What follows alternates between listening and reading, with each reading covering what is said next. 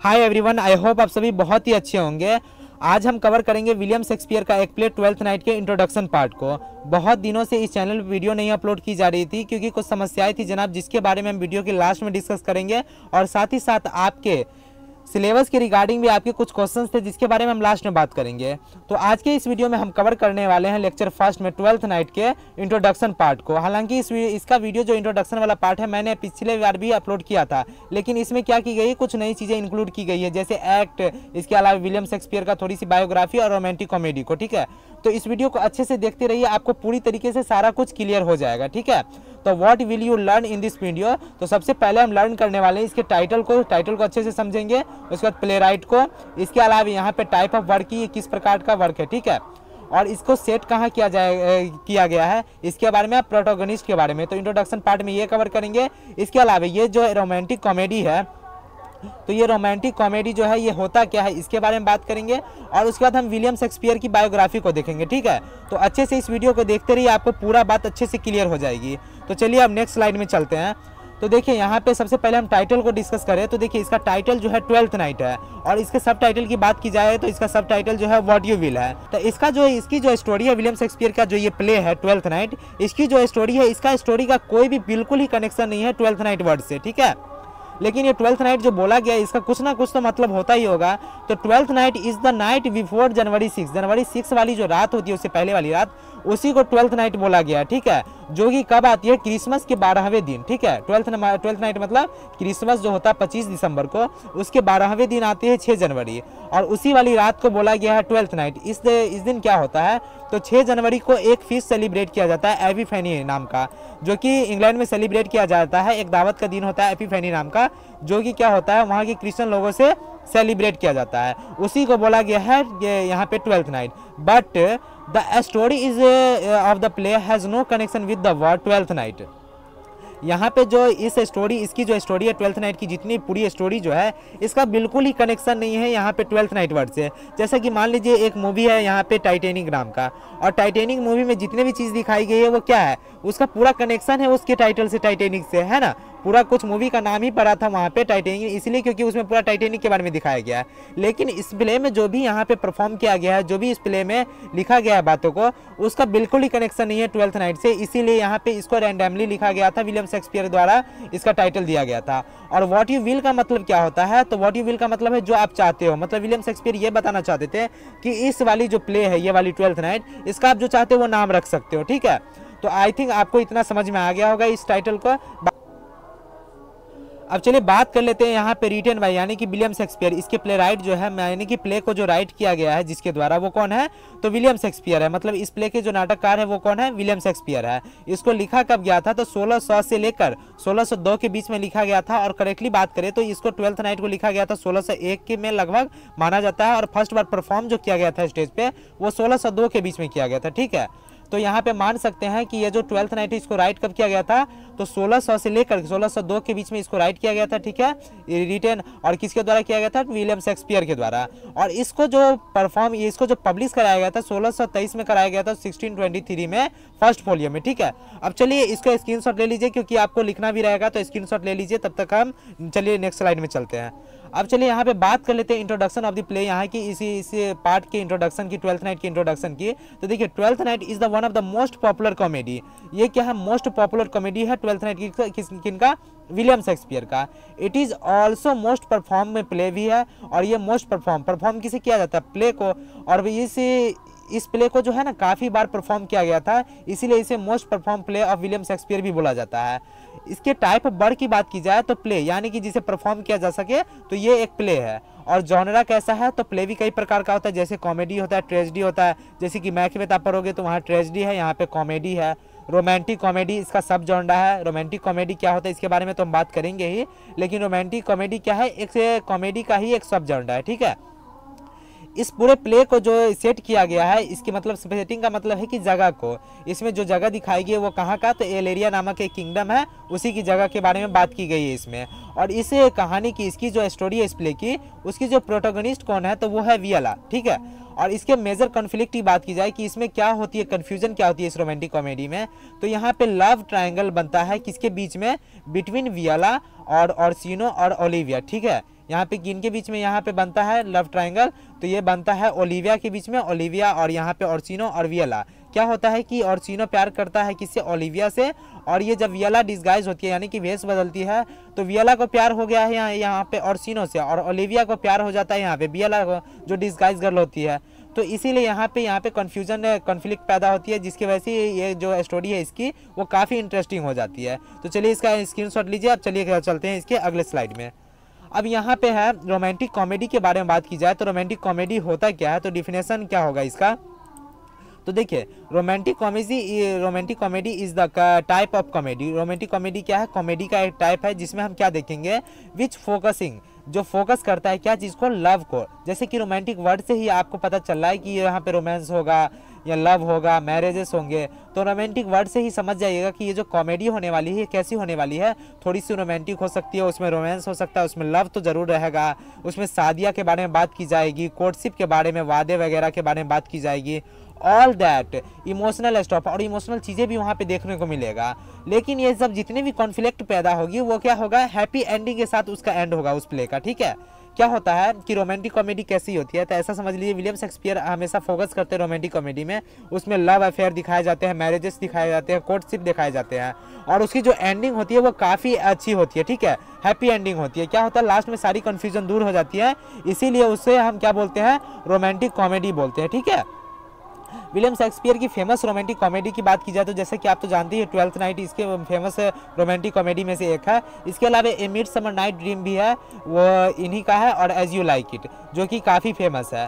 अब इस प्ले में जो एक्ट की बात की जाए, जैसे कि एक मूवी में क्या होता है कि इंटरवल का एक पार्ट होता है और इसका भी पार्ट होता है, तो अलग अलग पार्ट होते हैं एक मूवी के। ठीक है, और उस पार्ट में क्या होता है, उसके कई सारे सीन होता है, कहीं पे लड़ाई का सीन होगा, कहीं पे रोमांटिक सीन होगा, कई सारे अलग अलग सीन रहते हैं। उसी प्रकार एक जो प्ले लिखी जाती है तो उसमें एक्ट लिखे जाते हैं, मतलब एक एक्ट के अंदर कई सारे सीन रहते हैं। तो इसमें जो पहला एक्ट लिखा गया है उसमें 5 सीन डिस्क्राइब है। ठीक है, 1 से लेकर 5 तक, यानी कि scene 1, scene 2, scene 3, scene 4, scene 5 ऐसे करके।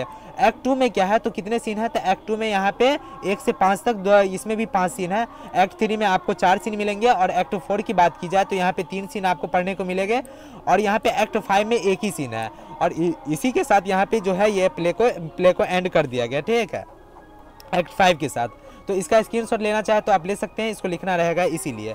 अब चलिए इसके नेक्स्ट स्लाइड में चलते हैं। तो रोमांटिक कॉमेडी आपको अच्छे समझ में आ गया होगा। तो अब जानते हैं विलियम शेक्सपियर के बारे में, क्योंकि विलियम शेक्सपियर के बारे में जानना इसलिए ज़रूरी है क्योंकि आप इसके बारे में पढ़ें तो इसके बारे में बेसिक नॉलेज आपको होनी चाहिए। तो इस पार्ट को बहुत ही अच्छे से ध्यान में रखिएगा क्योंकि ये काफ़ी इंपॉर्टेंट है आपके लिए, क्योंकि थोड़ी बहुत तो आपको जानना ही पड़ेगा इनके बारे में। ठीक है, तो चलिए बात कर लेते हैं। William Shakespeare was one of the famous English poet, play right and actor. ये क्या थे, एक बहुत ही फेमस पोएट थे, और इसकी जो सोनेट वाली जो है वो सोनेट काफ़ी फेमस है।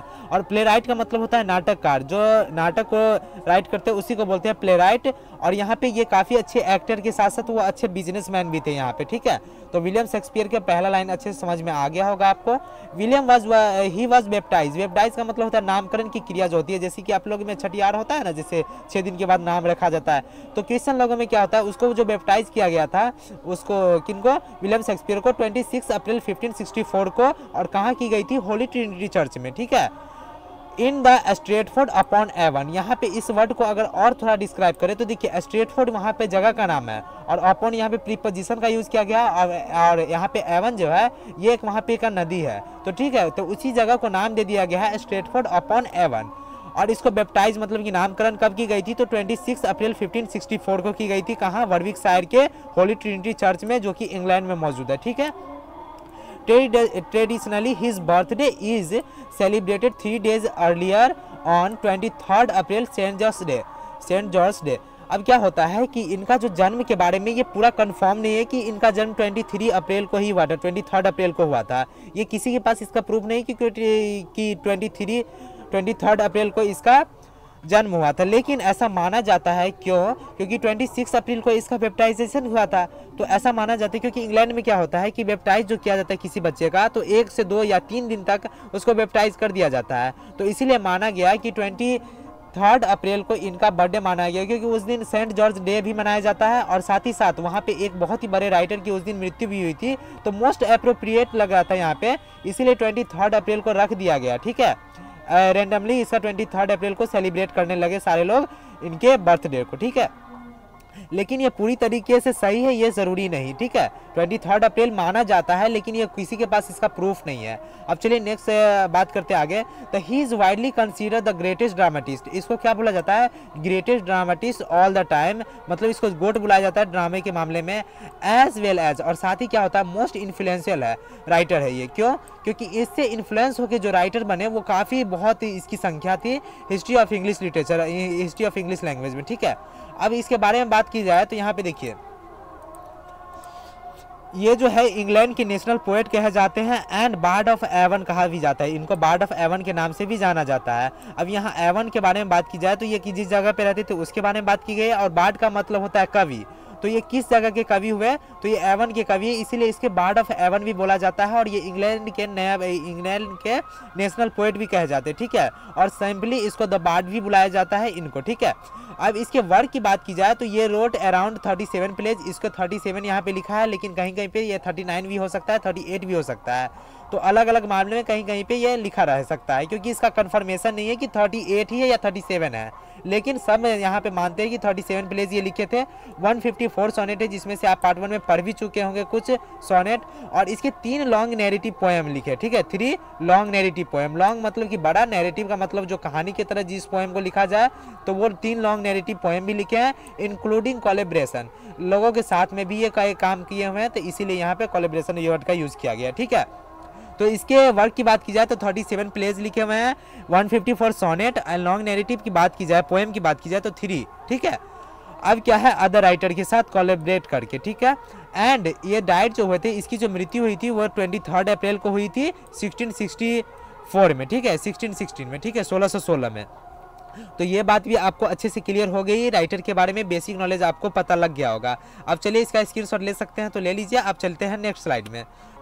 अब चलिए बात कर लेते हैं यहाँ पे कुछ क्वेश्चंस के बारे में जो कि आप लोगों के द्वारा पूछा गया था। सबसे पहला यही क्वेश्चन था कि वीडियो क्यों नहीं अपलोड हो रही है। तो मेरे फादर यानी कि मेरे पिताजी को क्या था, कुछ सर्जिकल प्रॉब्लम से गुजरना पड़ा था, जिसकी वजह से as a big brother in my family मुझे क्या करना पड़ा था, कई सारे काम करने पड़े थे, ठीक है।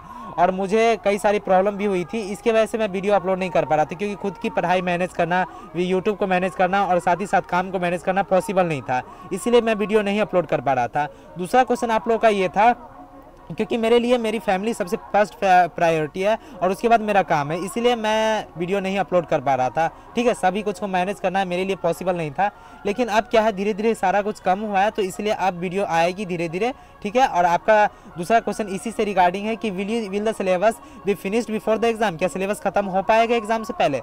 तो उसके लिए बेफिक्र होकर आप भरोसा कर सकते हैं, क्योंकि कुछ भी हो, अगर इंग मिथिला पे मैंने स्टार्ट किया है कोई कोर्स को, तो वो खत्म कन्फर्म होने वाला है, और ये कुछ भी हो जाए खत्म तो होके रहेगा, ठीक है। और आपके एग्जाम जब होगा उससे 1 महीने पहले मैं खत्म कर दूंगा, चाहे उसके लिए कुछ भी हो जाए, ठीक है। लेकिन यहाँ पे बात है कि वीडियो अपलोड रोज नहीं होगी, क्योंकि यहाँ पे अभी मैं जो काम कर रहा हूँ पढ़ाने का वो अभी भी चल रहा है, तो इसलिए टाइम थोड़ी कम ही मिलती है, ठीक है। तो इसीलिए वीडियो जो आएगी एक दिन बीच करके आएगी, जैसे कि आज आई है तो अब परसों आएगी वीडियो, ठीक है। लेकिन इतना बेफिक्र रहेगा कि सिलेबस खत्म हो जाएगा। आप जिस चीज़ की पढ़ाई करते हैं आप निश्चिंत होकर पढ़ाई करते रहिए, इसके लिए आप थोड़ा सा टाइम निकालिए 1 घंटा, और उस तरीके से आपका ये ऑनर्स वाला भी पेपर आपका कवर हो जाएगा, ठीक है। क्योंकि ऑनर्स को भी आप पूरी तरीके से छोड़ नहीं सकते, आपका एग्जाम में जो मार्क्स है वो मायने रखते हैं आपके फ्यूचर के लिए। अब क्या है, यहाँ पे लास्ट में ये पहली वीडियो तो मैं बता दूं आपको कि अगर आप LNMU यूनिवर्सिटी से या अगर कोई और यूनिवर्सिटी से तो कोई बात ही नहीं है, आप लेक्चर देखिए आराम से अपना कवर कीजिए। अगर आप LNMU यूनिवर्सिटी से और आपका सेशन अगर 22 से 25 है तो आप ये व्हाट्सएप ग्रुप में जोड़ सकते हैं जो फ्री ऑफ कॉस्ट है, जिसपे आप यहाँ पे मैसेज कर सकते हैं 9199264360 पे। क्या कर सकते हैं, वहाँ पे जुड़ने के बाद आपको कुछ मिल सकता है, जैसे कि यहाँ पे जो भी बुक से रिलेटेड जो भी इंपॉर्टेंट चीज़ होगी मैं प्रोवाइड कर दूंगा उस पर। इसके अलावे आपको वहाँ पे जिस चीज़ की ज़रूरत पड़ेगी, जैसे कि यहाँ पे कोई गैस वगैरह की ज़रूरत पड़ेगी तो मैं वहाँ पे प्रोवाइड कर दूंगा, ठीक है, सब्सिडी के टाइम में। जिस पे आपको जुड़ने के लिए कुछ इन्फॉर्मेशन देने होंगे, जैसे कि आपका नाम पहले देना होगा, और यूनिवर्सिटी तो आपका LNMU होगा ही अगर आप देख रहे हैं तो, या फिर अगर दूसरा यूनिवर्सिटी है तो मैसेज मत कीजिएगा प्लीज़। और यहाँ पे ऑनर्स की बात की जाए तो इंग्लिश वहाँ पे लिख दीजिएगा और कॉलेज नाम लिख दीजिएगा, मैं क्या करेंगे हम वहाँ पे ऐड कर देंगे ग्रुप में, ठीक है। तो इसी के साथ इस वीडियो को ख़त्म करते हैं, मिलते हैं नेक्स्ट वीडियो में। बहुत दिनों के बाद वीडियो बना रहे हैं, इसलिए थोड़ा सा पता नहीं कैसा बना है, लेकिन मिलते हैं हम नेक्स्ट वीडियो में परसों।